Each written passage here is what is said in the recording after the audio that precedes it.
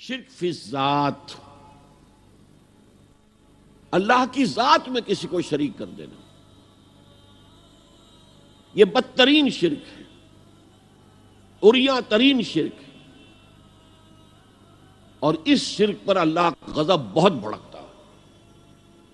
حضرت ابراہیم کے نسل کے لوگ جو عرب میں آباد تھے، حضرت اسماعیل کی نسل کے لوگ، وہ فرشتوں کو خدا کی بیٹیاں قرار دیتے تھے،